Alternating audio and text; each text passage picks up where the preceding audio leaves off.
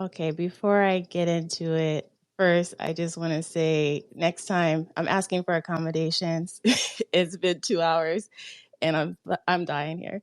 Not not dying because I don't appreciate the beautiful women who have spoken. I don't appreciate the room, but because I have ADHD as a part of my story. And uh, for future reference, I would say like please give us the list of the order because I'm losing myself here. Um, but yeah, let's get into it, I guess. I'm gonna put my pin tweet up in the Jumbotron. And it's my first conference talk.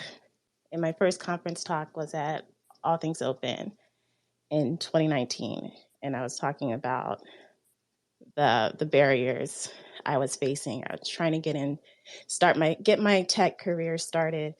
So when y'all ask about like what's your story, like what's your journey, like I never really know, where do I start? Do I start, you know, in 2020 when I got my first tech job? Do I start, like 20 years ago when I took my first, oh, that's 20 plus years ago, like 20 plus years ago when I started taking programming classes? Or do I start like 30 years ago when I started messing around with computers? I don't know. But there's a lot to this story. And um, again, like I just also want to acknowledge like this room is very special.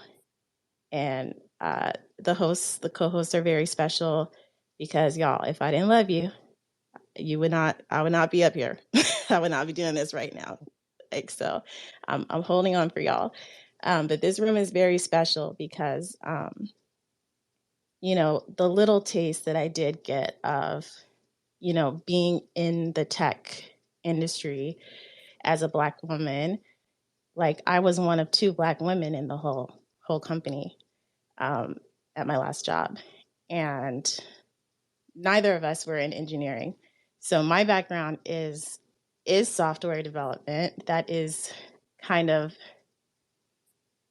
what I was shooting for when I was looking for my first role. Um, but like being in these spaces, being able to scroll down and see all of these beautiful Black faces, all of these beautiful Black professionals in one space, and knowing what it's like on the outside, where it's like we're one of a few, or we're the only one, or we're the only woman in the room, or we're the only disabled woman in the room. So it's really having these spaces is really something special because out in the meat space, we don't get this. We don't get a room of 200 plus, professional Black people in tech, sharing stories. Like we don't get that. Um, so yes, this is very special, and I just want to acknowledge that because I do appreciate that we have this space. Um, but I guess woman in tech. I guess you can call me that, but I'm also coming from, like, I'm going through it right now, and I do not know a time in my adult life or my life in period that I have not been going through it. That I've just felt like, yeah, this time right now like feels good, and I know I'm on the right track, and I know I'm I have hope for uh, the future and what I'm working towards. And I know that's like very Debbie Downer, but that's another kind of aspect of keeping it real right now. I am struggling. I'm struggling with mental health. I'm unemployed right now. So I'm struggling with money. I'm struggling with knowing what I even want out of this career from what I've seen so far. Um, so I do consider myself a woman in tech, even though I'm not employed. If you had asked me a year ago, like what my story is, I'd probably tell you about, how I got into my first role. And if you asked me a year ago, I had met one of those milestones, right? Like I was in my first tech role, salaried, benefits, making, the mythical six figures, like just there, just like right there, six figures, right? We could technically call it six figures. But I was terrified. I was terrified because I got into that role from a very vulnerable place. And I was afraid that this is my first job in tech and I'm not going to be able to sustain. I'm not going to be able to last. Like I'm going to get to, a year in and hate my life just like every other job that I've ever had. I was physically, mentally not okay when I started that job. I cried through several of the interviews to getting that job. So it was damn near a miracle that I landed that job and lasted as long as I did. So I really hate to be the last one and to be bringing all of this, hard shit to the conversation. But I hope maybe I can turn it around. Like I today am unemployed, but because of the network that I've built over the last several years, I've been on Twitter, like active on Twitter, um, at least since 2016-ish, 2017. I've picked up my activity a lot over the last couple of years, but because of the network I've built, because of the relationships I've built, opportunities have come to me, right? So I can be unemployed and not worry so much because of the people who care about me here, the people who know me here. I have sponsors. I have GitHub sponsors, and I have opportunities. Like people will back channel me and say, "Hey, I have a contract opportunity, paid work for you to do." Um, and I know that if I really go hard and I really focus and I really put the effort into it, that I can get another job because I have skills and I have people and I have a lot of value to bring. So I don't want to say I don't want to bring everyone down with like the fact that I'm going through it, because even as I'm going through it, I am in a very privileged position. For an example, Twitter, for the last 3 months, this is my last month, Twitter has been paying me a creator fee to host these spaces. And like hosting spaces has been great for me. Like it's gotten me more confident in my voice. It's gotten me people who want to hear what I have to say and enjoy the conversations that I bring. And it has paid me for, tomorrow's my last payment from that. So that's another reason why it's like I can be unemployed and still be okay and still be a woman in tech and still be a part of this community. So I don't want to ever like downplay the privilege that I have to not rush into finding my next job. But the pressure is on at this point because, like I said, last payment from Twitter is coming tomorrow. I don't have a job. I have sponsors, and pretty much the bulk of that is coming from one person, which kind of scares me a bit because I'm like, this person could decide that they're not going to do this anymore, and a chunk of my income is gone. So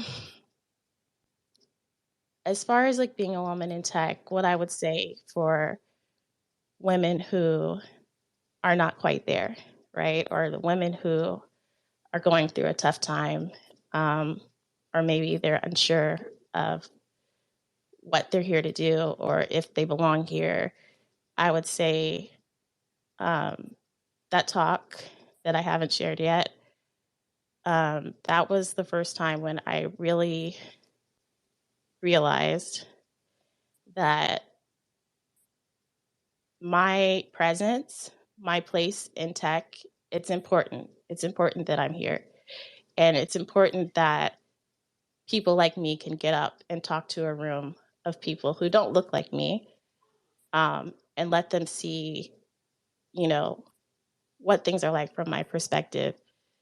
Um, and so for any women out there who are struggling or doubting whether or not you have a place, you absolutely do.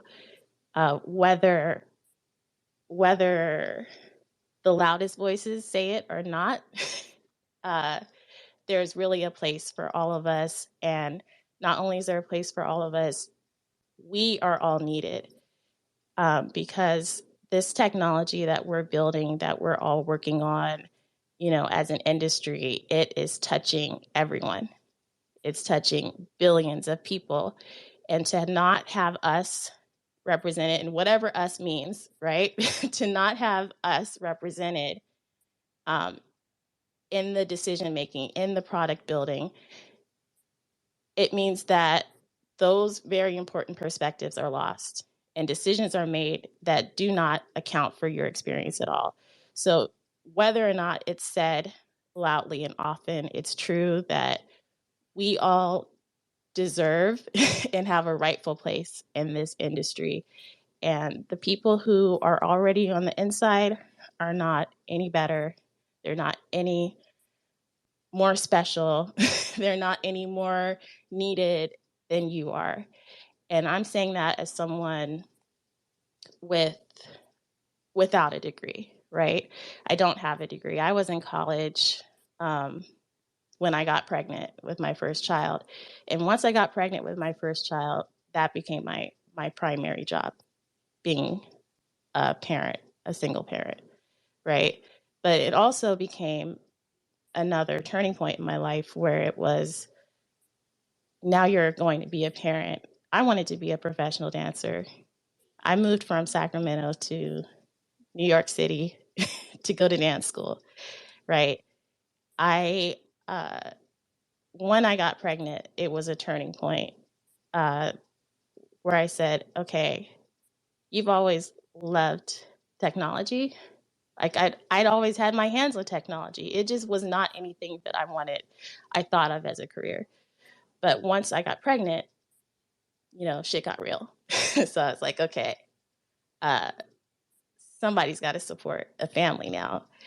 Uh, so why not me? Why not go and use this affinity, this interest, the skill that I have in this field and make a career out of it and not have to choose between being a mother and having a career. And I knew that was possible. I knew it was possible with tech. I didn't see anyone doing it, but I knew it was possible. Um, and we're talking, you know, before, when I got pregnant, that wasn't right. So things have changed a lot since then, in tech, in software development. Like I learned web programming before the modern web existed, right? So things have changed, but I always knew, even back then, even when I didn't see people doing it, that I could work remotely. I could work from anywhere and do this type of work. Um, and there weren't very many openings to do that. Like I said, I didn't see people doing it, but I knew it was possible. So that's kind of what I latched onto, and that's kind of the hope that I had throughout the years. I took a detour to start a company. I started a company to try to solve my problem of wanting to be a parent that's close to my children and working in tech. I hadn't had my tech job yet, but that was the problem I wanted to solve. So started a company from nothing, no money, no backing, no nothing. And it, surprise, spoiler alert, it didn't work. Like, it's not very easy to to run a business when you are in a fucking hole, right? When you are sick and tired and broke as hell. That's not a place to start a business. So I did take the advice of some smarter people around me, and they were like, Nikema, go get a job. Like, go get a tech job, get that tech money, let that job be your first investor. And I went for it, right? Um, and when I really went for it, I got a job, and I got that first job, and I got that 6-figure salary. And it, like I said, it wasn't even in my specialty, right? Like, I wasn't even coding on the job. It was a community management job. Um, so where am I going, y'all? Let me stop. Yeah, so started a business, got a job, stayed at that job for a year and some change. And here we are today in 2022, and I'm unemployed again. And I had to, it was kind of by choice, right? Kind of like I got to that point of burnout and unhappiness in my role. And I got put on a performance improvement plan. And I want to say this on this public recorded space because I feel like there's too much shame around that. And then when I talk to people on the, in private, I hear, oh, yeah, that happened to me too. Or, oh, yeah, it happened to me too. And this is what I was offered. Or it happened to me too. And I went through all of the plans, and every single time I still got let go. So I think it's important to talk about these ugly things, the not so nice things, the somewhat discouraging things, just to bring it to light, because you might run into it. And if I could go back and tell, my, what is it now, 4 to 6 months ago, Nikema, like, what to do when you get put on that plan, I would say ask for severance because I wanted to leave, right? I was not well. I was burned out, and I was, I was burned out, and I didn't feel like I could take the time I needed off. So when that plan like hit, I would have told past me, ask for severance, and the only reason why I would say that now is because I didn't know that was a thing back then until I heard from a friend that they also got put on a PIP, and they were offered, hey, do the PIP or take this severance and go. And I would have been so much better off if I could have taken some money and gone. So I do want to say, like, I hope that my stories of struggle don't discourage anyone, because I'm still here, right? I'm still here. I'm still pretty confident that when and if I do decide to go hard and like get that next role, I mean, to be honest, I'm taking my time because I needed a break, right? This was October when I left, and I was burned out. So I still feel like I'm in recovery. But I know, and I'm confident that if and when I decide to seriously go out and get that next role, it's there for me. And I'm going to have options. I'm not going to have to beg anyone to get into a role that will compensate me well, and treat me well. I know I have options and I know I have skills, and I want to hopefully encourage people to just value. And I've heard this, like, I was listening, y'all. I was struggling, but I was listening, and I've heard from like a few of the speakers before me, like, value what you're bringing, value what you're bringing to this industry. Like, I know the imposter syndrome is a big thing, um, but honestly, we need you, and I'm saying we, we need you. Tech needs you. And what you have to bring is so much more valuable than anyone's ever going to tell you. I mean, I'm trying to tell you now, but you're not going to get it from me telling you. You're going to have to like find it for yourself. So like you're going to have that moment where, and I think that moment for me was that All Things Open talk, where people were coming up to me afterward and saying, "Hey, I can relate to depression, or I can relate to being a single mom, or I can relate to all of these things." And these were not all Black women, coming up to me. Some of them were, but they were not all Black women, who found, common ground with me. So I think you're going to have to find that moment for yourself where you see that I am valuable and what I have to bring matters. And I say it pretty often. And y'all, now the crying has started. Thank goodness this isn't video, but I always say, like, you're an expert in your own experience, and also when you show up and you are being yourself, you are providing a service to the rest of us. You're providing a service to the rest of the world that no one else can do. So if you cannot bring yourself to do that, you are depriving us of your unique perspective and your unique viewpoint and your life story that can only be told the way it happened from you, you know? So please feel like you belong here, even if it feels hard, even if it feels like you're hitting brick walls. Like, what's most important is that you find your people, because once you find your people, the brick walls will still be there. But you know what? Your people are on the other side of some amazing doors, right? And they'll open that door for you.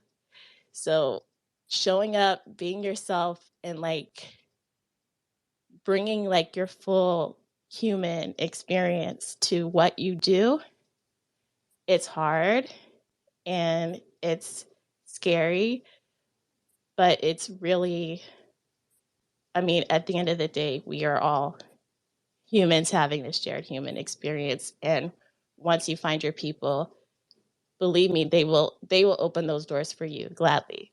They will do it with a smile. You will not have to bang your head against the brick wall, beat on these walls till your knuckles are bloody, break into this industry. No, like, people will start opening doors for you the more you show up and the more you bring yourself. Well, that has been my experience. I don't want to say that, I can do it, you can do it. No, I never say that. I have beef with that whole idea, is that if I can do it, you can. We all are dealing with different levels of privilege, and I always have to acknowledge that. But I do think that having people and being able to ask them for help makes all the difference. And with that, I am done speaking. Thank you.